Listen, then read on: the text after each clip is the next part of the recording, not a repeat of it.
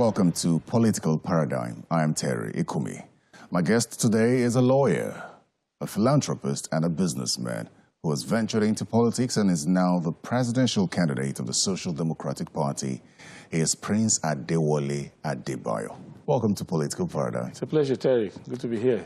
It's good to find you on a day like this because I can imagine how it's been for you since you ventured into politics. So let me start by asking you what the journey has been for you so far. How would you assess the process so far with regard to your expectations? I mean, this is your first shot at politics, I believe, and this is the highest, you're shooting for the highest level. So of all the things that you've seen, is there anything that deters you or makes you question whether you should continue this race or not? Well, I've had a few regrets. One of the regrets is that I should have started earlier. I was wondering what I was waiting for, because I had thought much earlier that as a citizen, you just make a good example of your own life. You focus on what you're doing. You excel in your areas of professional and vocational concentration. But I realize now that I should have come out much earlier because the rot is much more than you would imagine. The need is much more than you would imagine. The vacuum is too much. And the quality that is required is not sufficiently included yet.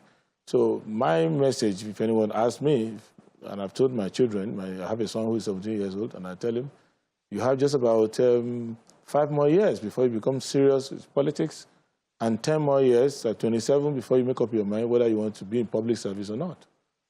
Because all the successes that I've made in my private life look to me like they pale into insignificance regarding how much good I would have done in public service if I had come maybe 10 years earlier. I would have been more useful to the public than I've been useful to myself. You think the conversations, the right conversations are being held now and the awareness is high enough compared to previous elections? Not enough, but much better. But given the gravity of the situation at hand, we're not doing enough of knowing the issues. The previous elections were not facing existential threats, like people actually trying to kill us, to not make us function as a society, trying to kidnap our president, trying to declare various contrary sovereignties around the country.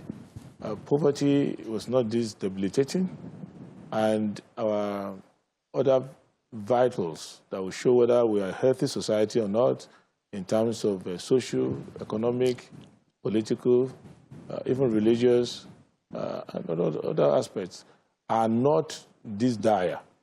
So we still look like we are not aware yet compared to how serious the matter is.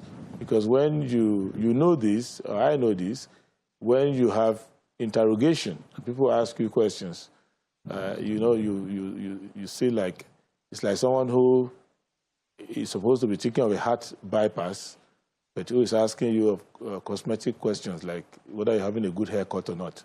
You realize that your life is at risk and you're concerned about my haircut, so things like that. Let's talk about the 2023 presidential election now. But in doing so, I'd like to take you back to 2019 when the SDP fielded a candidate in the person of the former governor of Cross River State, Donald Duke. Yes.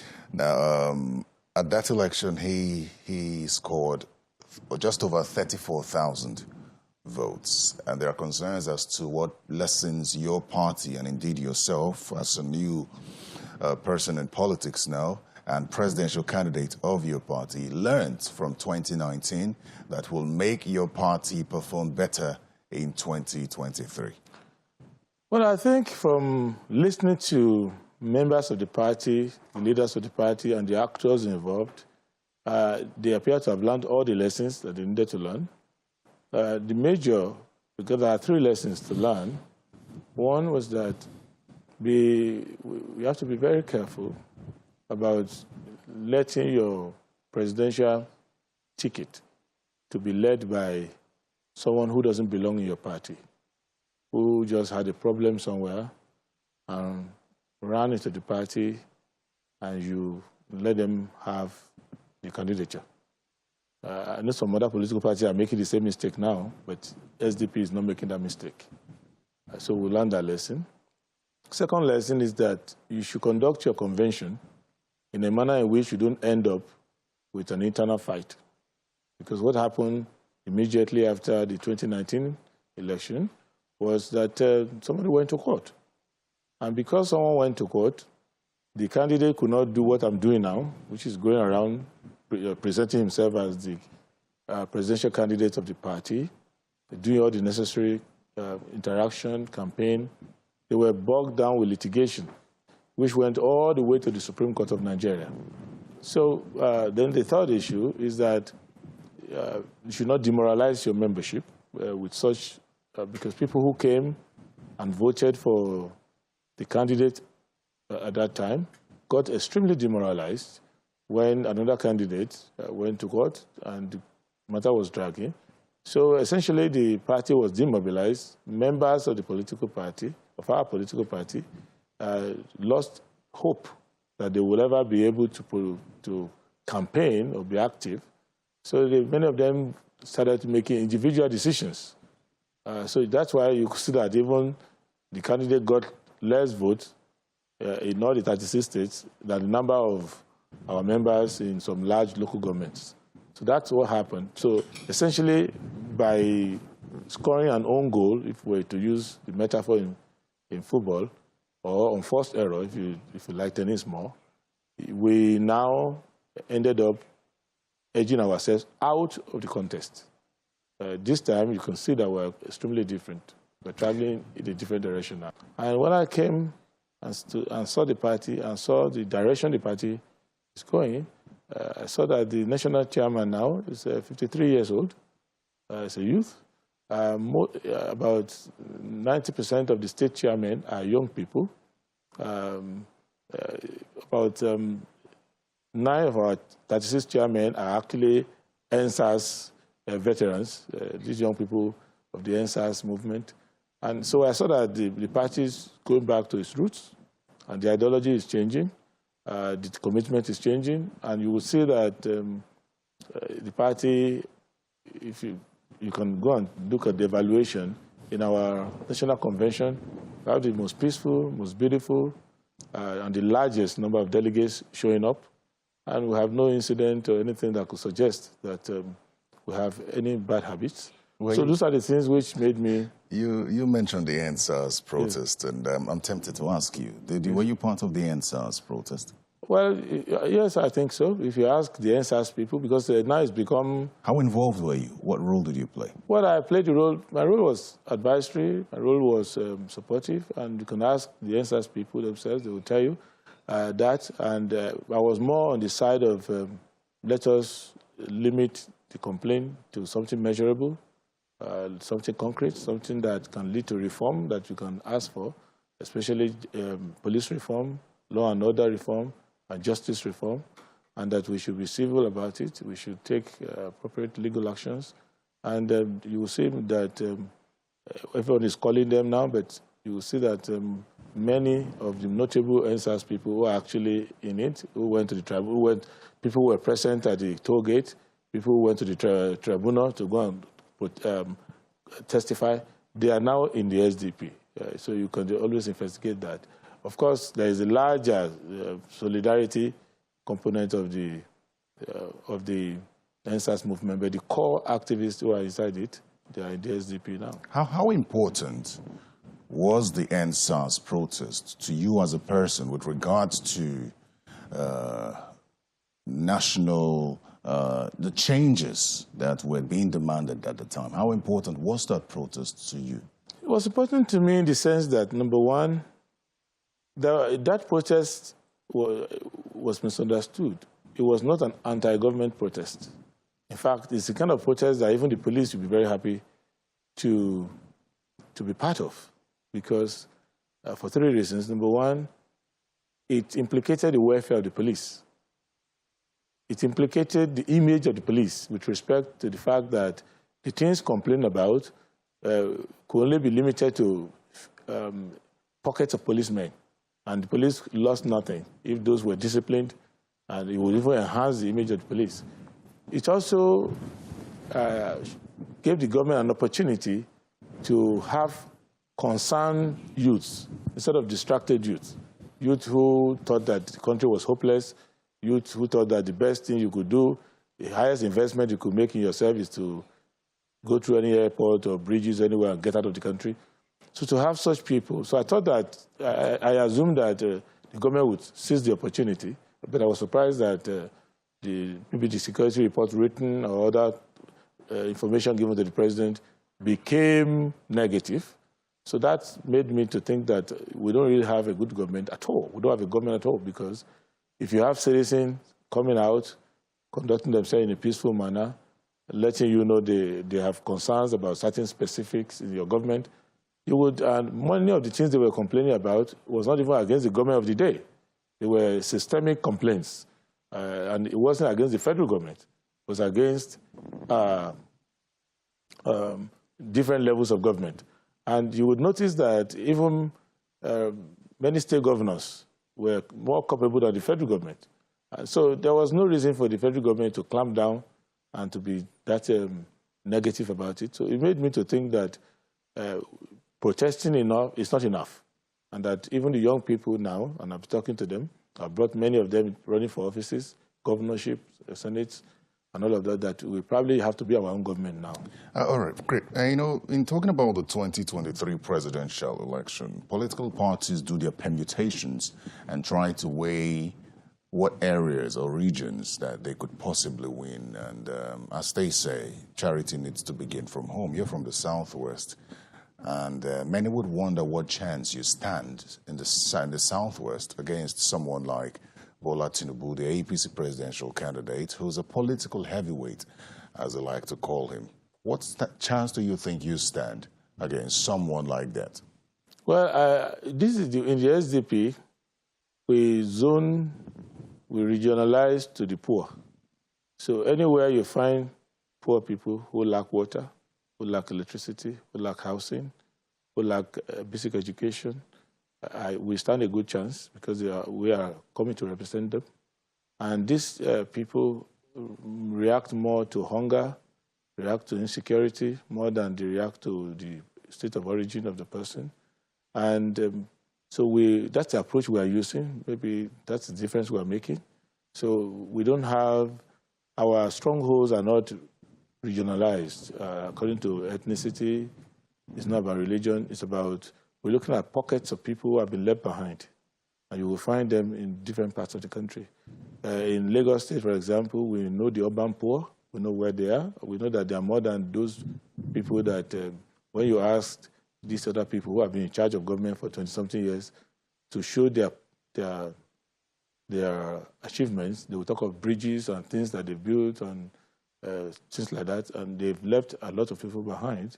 It wasn't the same approach that Jakande took in terms of building schools in areas where they had shortages, making mass transit possible for people, doing mass housing and all of those things. So those are the areas where we are coming from. So our analysis is not regionalized. Our analysis is to look at all those pockets, and we've identified about 5,000 pockets of neglected areas across the country. That's what we're working on. So is it safe for me to say that, based on your statements now so far, that you believe that the issue of zoning and the clamor for power to shift to the South is not a concern, that we should have moved beyond that, beyond ethnicity and religion? It's one of the arguments that can be made, that you can think in terms of saying you want to rotate power to the South, you want to take it to a particular religion. You can have those arguments if you have 3 square meals and you live in a very safe environment and things like that. So for the elite, they can afford the luxury of that one. Because if you listen to the kind of life they live in Nigeria, if you look at the interpretation of the problems of Nigeria that they have, the only thing next to that for them is to shift these powers among themselves, because they've solved their own problems. But for people like us who see poverty everywhere, who know that there was a time there was a president from the Southwest, and he couldn't even build roads to his hometown, And all the villages around where he was born, they still look exactly like how he was born 80 years ago, and it hasn't made any much difference. And then we shifted it to the north, and if you go to Katsina, it has produced 2 presidents in less than 10 years. The people of Katsina are yet to be aware that they have a president at all. And the poverty is still the same way it was when President Buhari was a young man. So, and then we took it to the south-south. The way the creeks were 30 years ago, they are worse now than before. So I'm not saying that any argument cannot be made to shift power among themselves. I'm just thinking that the people I represent, they tend to tell me their priorities, and their priorities is that you have to shift power from the ruling elite, the London club of politicians. Politicians go to London to hold meetings. You should shift it to those who are actually dealing with the common people, the Aminu Kano kind of orientation, which is what we have.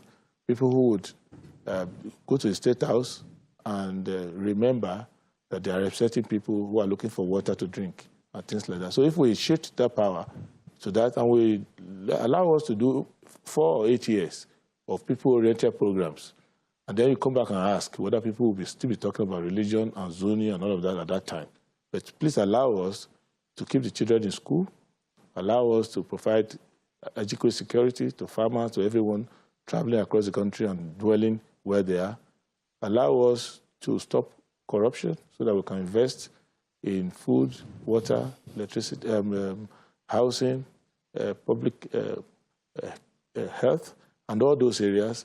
So allow us to do some infrastructure to the rural areas and public areas. So once we do that, then you can continue with all the other arguments. I'm not, in a democracy, I take the all of the above approach, but I tend to focus on what I think will make the most impact.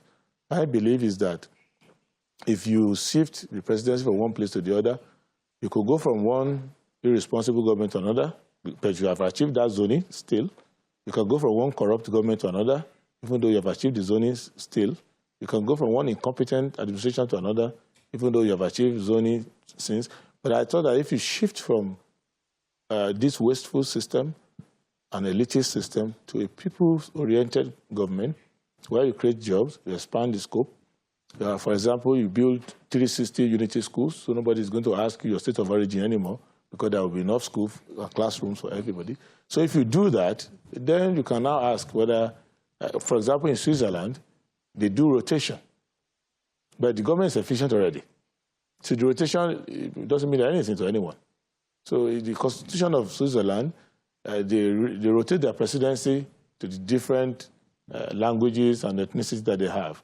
But nobody is going to fight on the street for it, because when it goes to the French-speaking one, the Italian-speaking one doesn't feel like, oh, I'm losing my source of livelihood now. If it goes to the other groups, it goes around like that. It goes to the Romance part of the Swiss.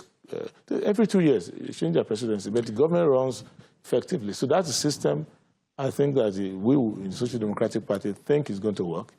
All right, Prince Adebayo, while you are quite confident about the plans that you and the SDP have for Nigerians, there have been reactions to your decision not to form a coalition. I don't know if you followed those reactions, but some people wonder if the SDP would not be making a big mistake going into the elections. Because from the conversations in the public space, there are primarily 3 to 4 front runners, and none of them is you. So, and then there is also the conversation that to oust the big parties, there must be a coalition among the smaller parties to meet up. So how do you react to those who sort of insist or appeal to the SDP to at least form a coalition if they mean well for the country and considering the strength of the party, except you think otherwise? I'm happy that people are raising these issues, because it makes me feel visionary, because these were the issues I was raising 2 years ago. And everyone knew me, even in your studios, as the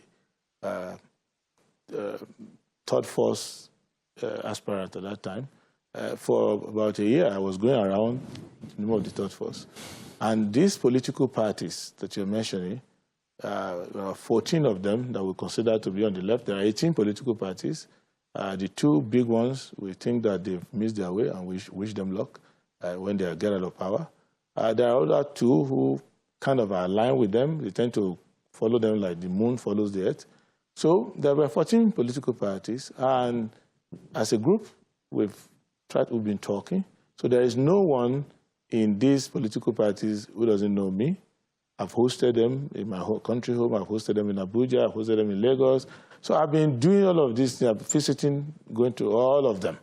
And if you remember, maybe you didn't see it, but if you go back to the newspapers on January 8th this year, when I had my 50th birthday, the chairman of 14 political parties signed a joint congratulatory message and appreciation to me for my efforts in bringing all the 14 political parties together.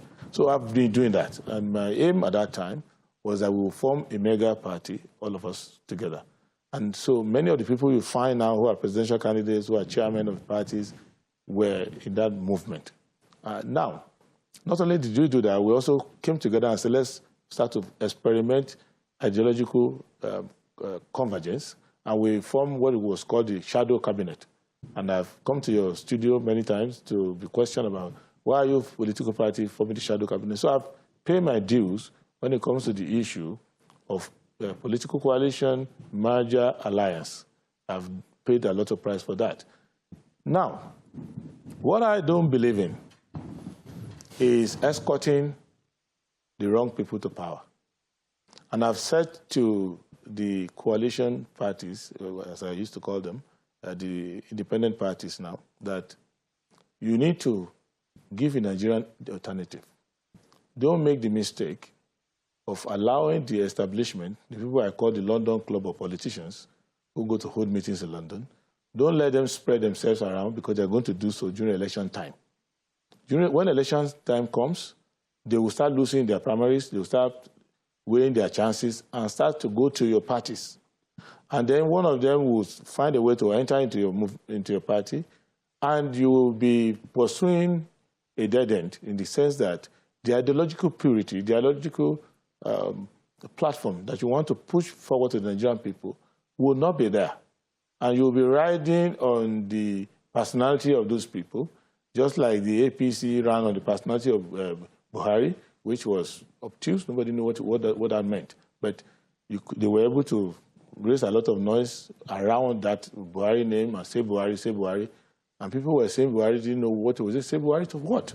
So at the end of the day, they got to power, and the man said, I don't belong to anybody, I don't belong to somebody, and everything got confused along the line.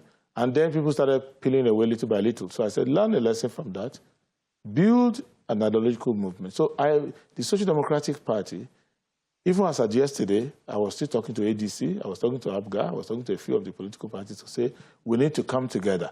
But the direction has to be the direction of the people, not the direction of those who have been in government before, who happened to come. There was an attempt, even by the APC presidential candidate now, when the clouds were dark for him on that side, to try to infiltrate our party and put some elements there. And we didn't allow that. We said, no, we're going to hold. Even when the Labour man left, Labour candidate now, with respect, when he left PDP overnight, the eve of their own primaries, after the situation became bleak for him over there, he came to the SDP to try to work with us and be our candidate. We said, no, it can't be. Why? Why what? Why did you reject Peter? Because the direction we want to go now is not the direction of taking disgruntled PDP or APC, because we'll be cheating the people of the real alternative that they need. There are enough, they can form enough parties among themselves to present themselves. We want to be clear, we want to be responsible for what happens in government. And we just are not struggling to get into government. We want to be responsible, because election day victory is for the politician. The only time the people of Nigeria have victory is when the government works well. So what happened in 2015 was a victory for those people who cobbled together that coalition and put Buhari there. They are now ministers, they are now very wealthy people, but the people of Nigeria got nothing in return. So you don't want a situation where in 2023, you now have another hashtag, noise making and everything, and you get someone into power, and the people gain nothing from it. So we know that it doesn't matter how long it takes, but we think 2023 is a very vital and fertile year for us, that if we come together as the parties that are the alternative, if we come together, we have enough time between now and the election to come together. If we come together, we can give Nigerians a strong coalition, and we're working towards that. But it will not be a coalition that has the London Club of politicians. But would you be open to a coalition that does not present you as its presidential candidate? If you are going to a coalition, you cannot say it has to be about me. That one is not a coalition anymore, that's recruitment. But you can know who it should not be. For example, any coalition that has to do with those who have been in government before and have questions to answer, I am not going to be part of it, because there's no point. It defeats the purpose of why I'm in government, I'm in politics to start with. So, but if you have a coalition, with our brothers, I know a few of them, there are people who have dropped out, unfortunately, who I will consider that they will have been very good coalition candidates. In fact, if you ask one or two people who are now no longer in contest, when the primaries were coming up, I spoke to some of them and said, you know, I'm ready to run for president. If you want to run, I can back you.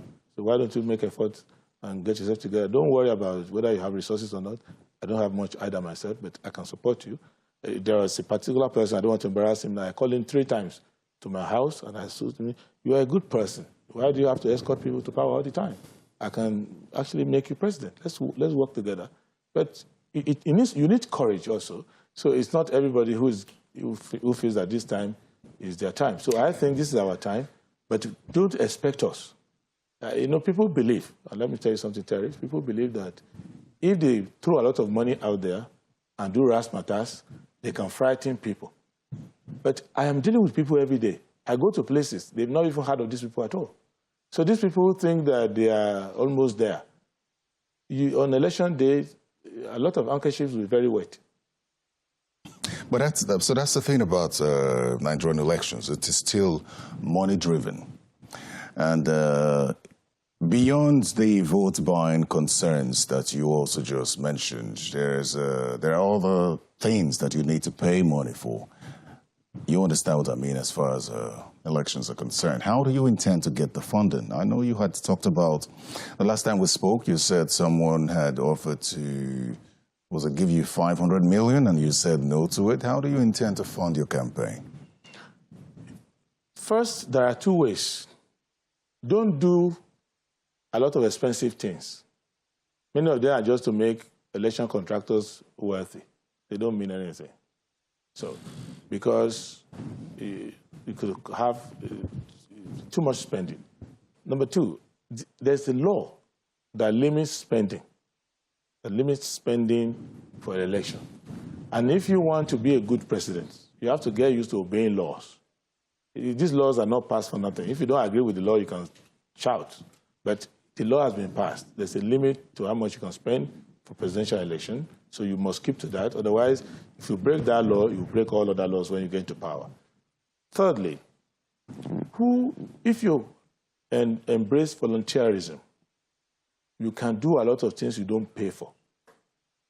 I've had people come to us and they will give us billions to put billboards all across the country, thousands of billboards. But we realize that people put billboards for us where they live. So we don't have to pay an advertising agency billions of naira to put billboards across the country. People just have to know the White Horse. Look at my face. My face doesn't even matter on election day. So they look at the White Horse. They remember that you are running for office. So it doesn't have to be so glossy, so expensive in a country where people can hardly feed. So then you be willing to do retail, go around the country. You can see as I'm living here now, I'm going to some part of the country. I'm going from village to village, hamlet to hamlet, consulting with our people, encouraging them. So if you do it that way, you will minimize spending. For the legitimate election, even the membership of our Social Democratic Party, if every member of our party contribute what they have, we have enough money. So that money is not our problem. We have people in our party who are sufficiently comfortable enough, who are sufficiently committed enough, And it's not about SDP only. I have classmates, I have other people. What I don't want is I don't want heavy spenders. So if Terry, who's a well-known, respectable journalist, decides to give me 20,000, I'll take it. But if Terry wants to give me 100 million, I will say, sorry, sir, you're just a journalist. I know you look quite wealthy, but maybe I don't need 100 million. Maybe you just give me 50,000. I'm fine. So because I want 10,000 people to give me 50,000, then one man gives me 1 billion.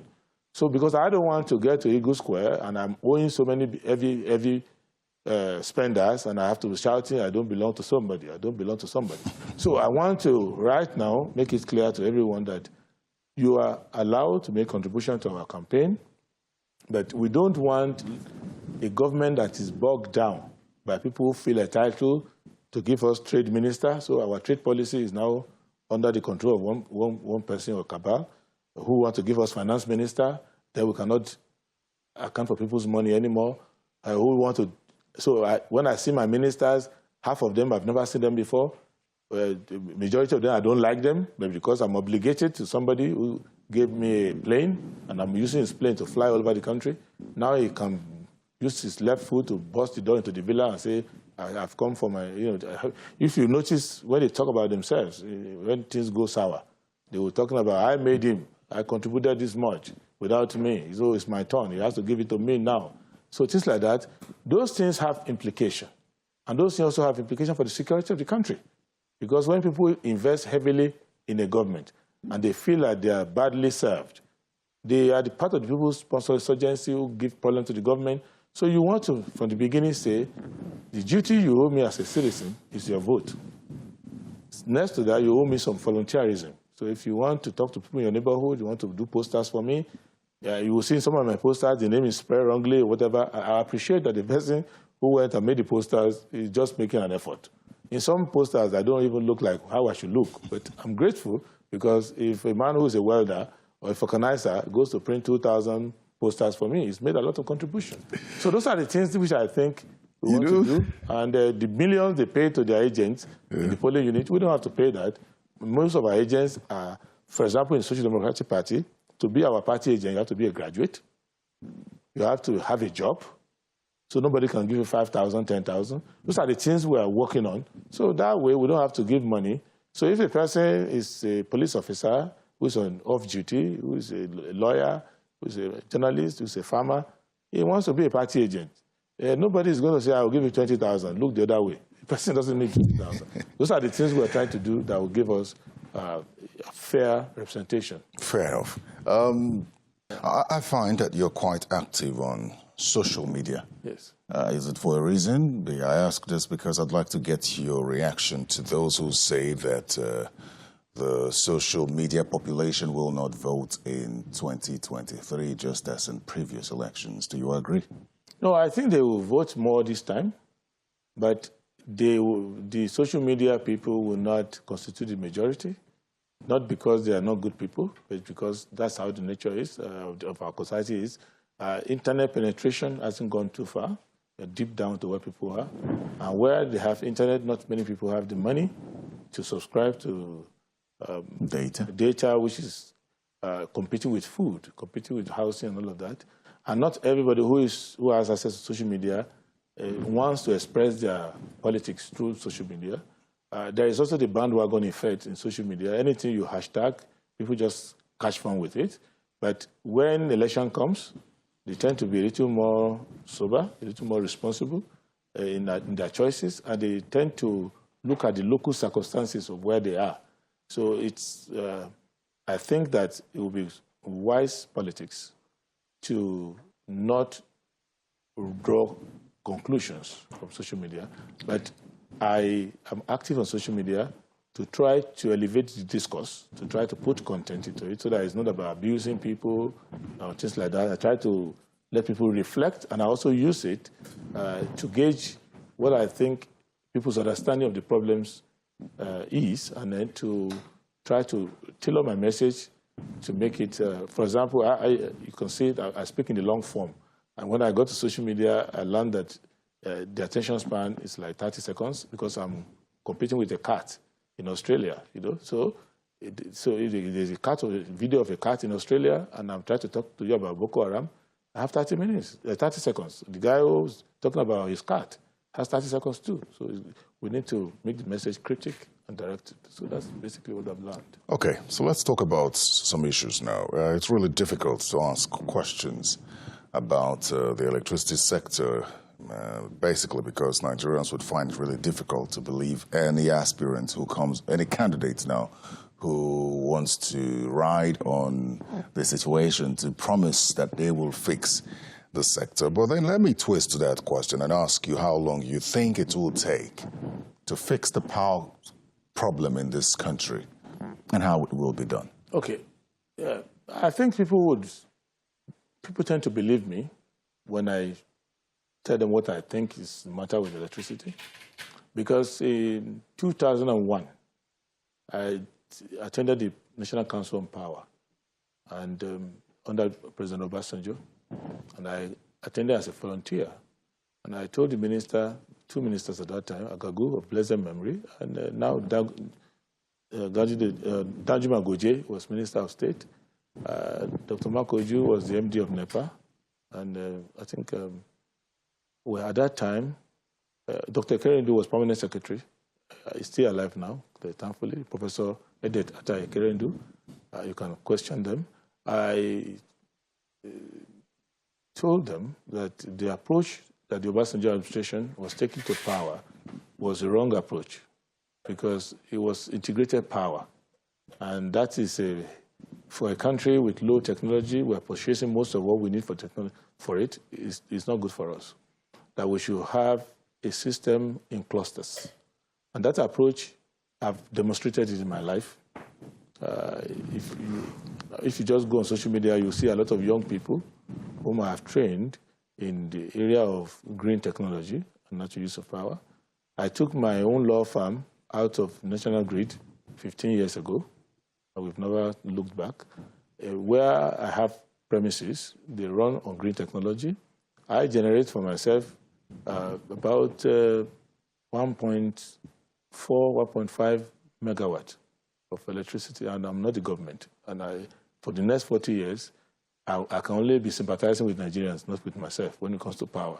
And I think that, and even under this administration, I've given them alternatives that they can use. I've introduced floating solar for them. And so any community in Nigeria where you have a water surface of an area of 30,000 square meters, you have up to 3,000 square meters, 5,000 square meters, which is almost virtually everywhere. Most of our states are named after water bodies. So you can actually generate electricity there.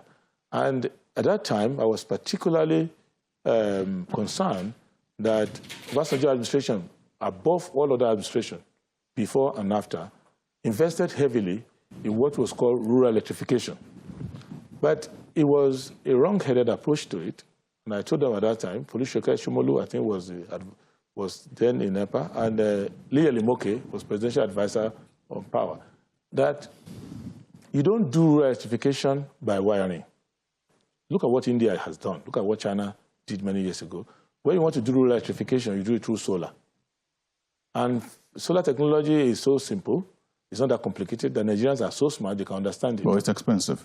It's not expensive because in power rating, in power economics, you look at establishment costs and you look at maintenance costs. So what is more expensive is you going to a thermal station, which is built on gas. You don't have control over gas supply. Even ordinary temperature of the gas can affect it.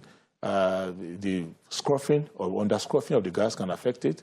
Militant or anybody can cut the gas supply. So you don't want to do that. So then after that, that's just for generation with thermal station. Then you have transmission to do. So the power can cut, the cable might be bad, the substation may blow, there may be a vandal.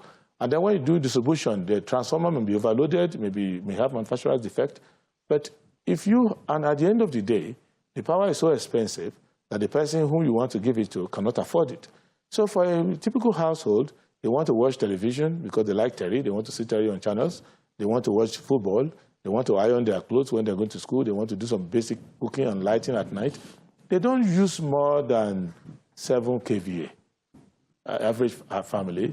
Those who are middle class, those more than 12 to 15 kVA. So that would give you like 30 solar panels on the roof.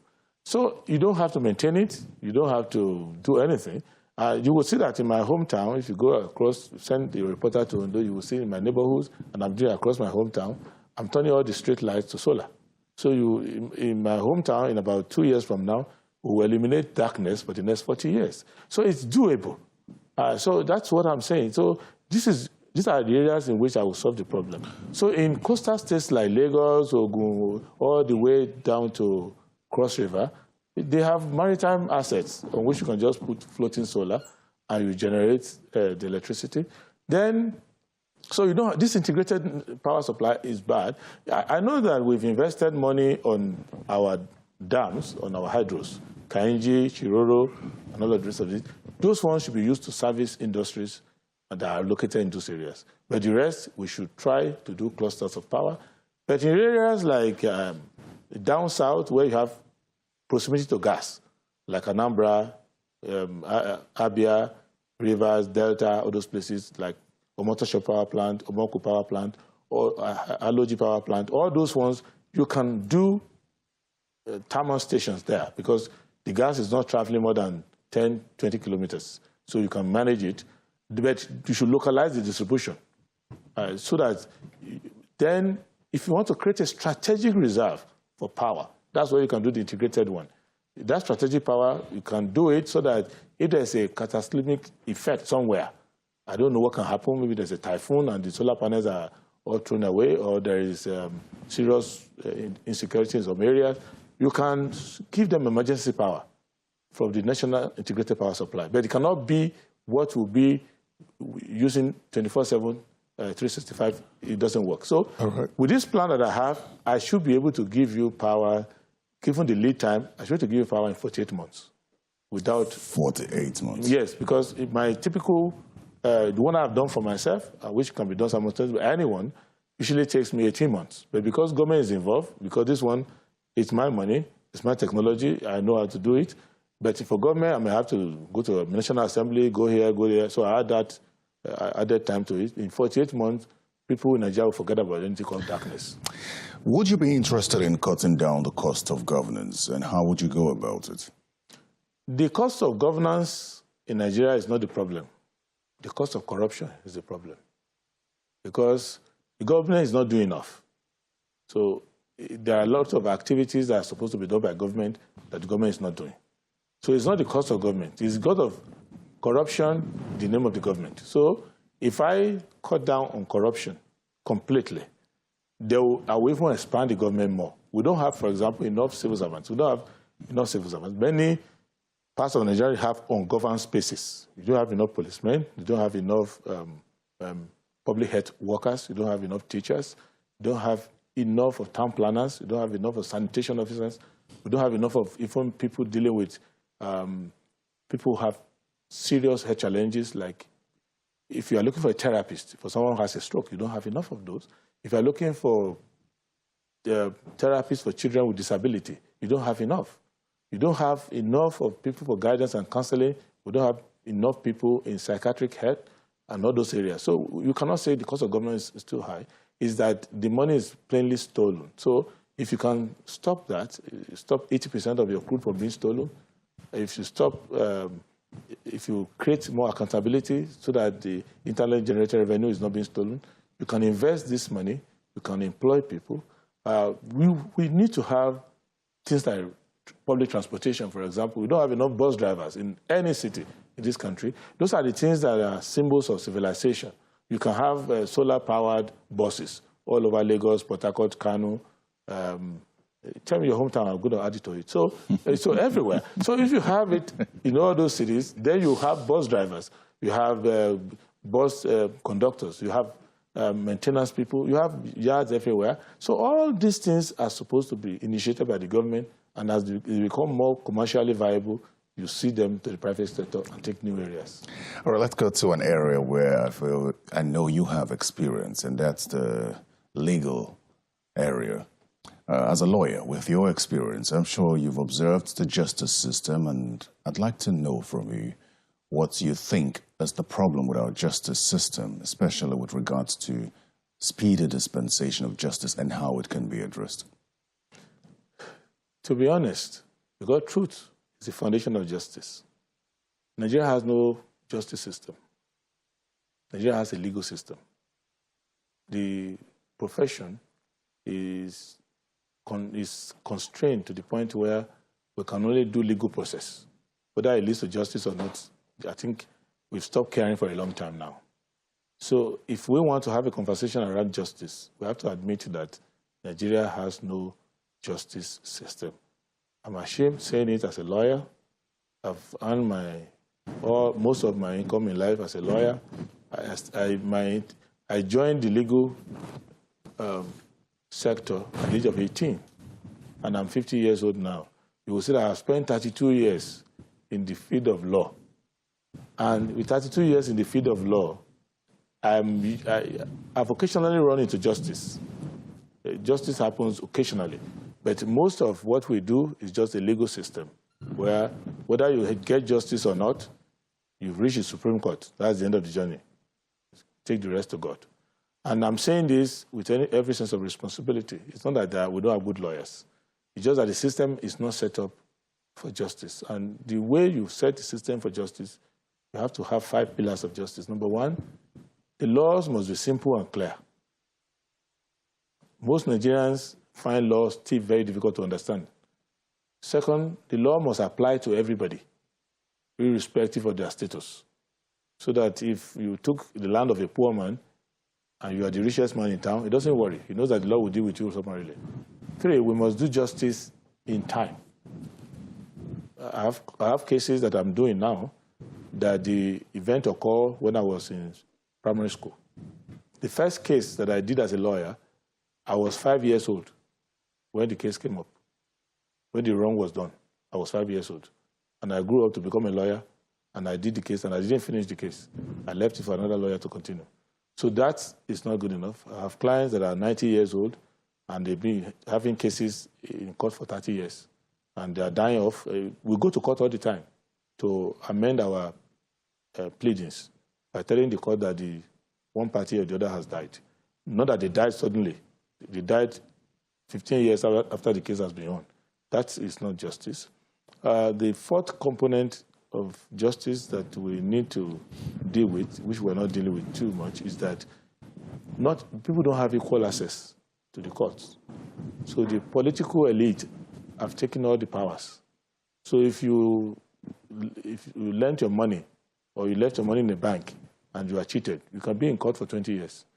But if it's to do election petition to determine which big man is going to take over for another big man, the court will say the case must end in 60 days. If you don't, there's a speedy dispensation of the cases that concern the political elite.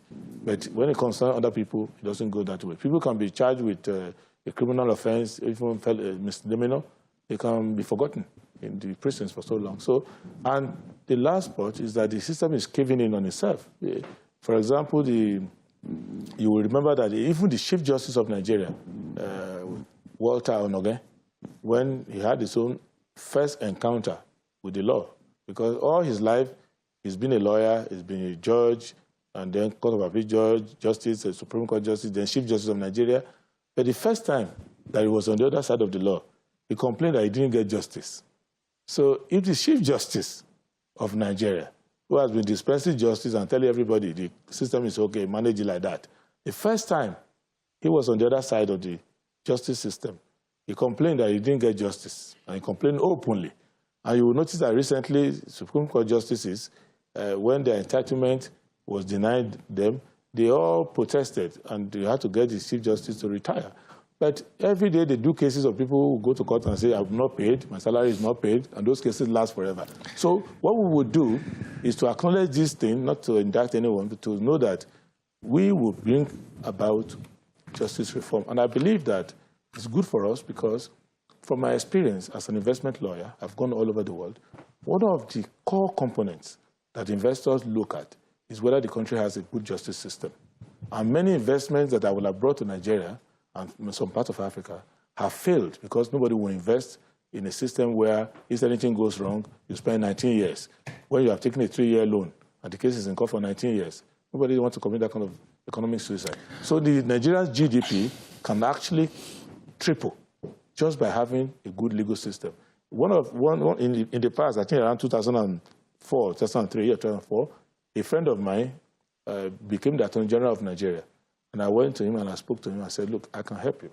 One of the ways I can help you to help the economy is that we can grow Nigeria's economy 300% just by making some reforms in commercial law, some reform in litigation and adjudication of commercial cases and all of that. If a bank gives you a loan, if a bank knows that in 60 days, for example, I'm highly exposed in Tanzania, and you will find out that if a poor man in Tanzania lends another poor man 2,000 shillings, and you don't pay the money, he doesn't worry. He knows that in 60 days exactly, he will get his money back. Doesn't fight with you, doesn't do anything. He just goes to a court nearby and doesn't need to write anything, just tells them, Your Honor, I gave the money to my neighbor, we're doing this chicken business together. I have not seen my money since that time. In 60 days maximum, justice will be delivered, the other person's car or bicycle or something will be stolen, your money will be given to you. Stolen or sold? Sold, no, whatever, sorry, will be seized and sold and be given to you. Let me take you to this final question just before we go. Time's up. I find that you're passionate about education. You've awarded scholarships to quite a number of people. When you look at our education system, what sort of reforms do you intend to bring to it? You go back to the spirit of selflessness, which, you know, our educational system came from missionaries. I mean, I'm talking about Western education. I'm not saying we're not educated before. The Western education came from missionaries.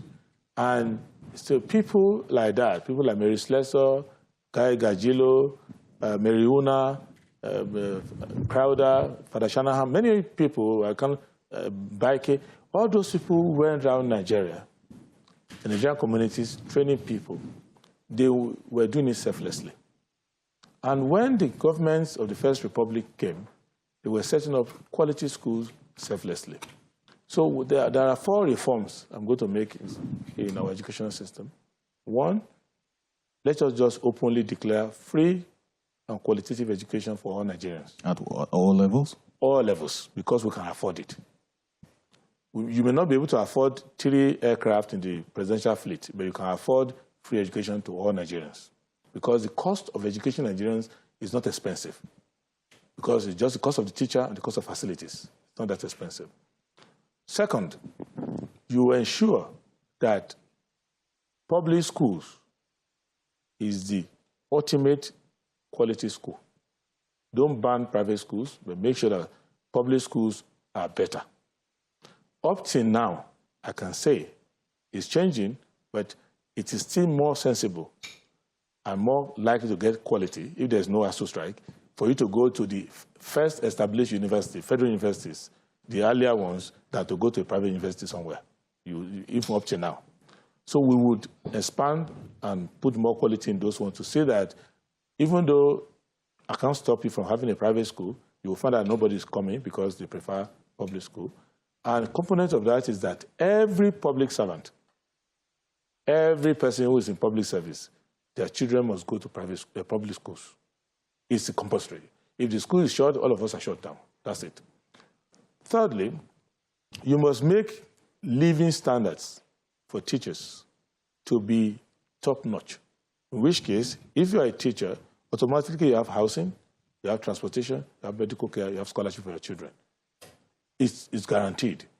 For tertiary education, because we have enough funding for tertiary education, the public educations that we have, the public universities, I would release their money to their governing councils.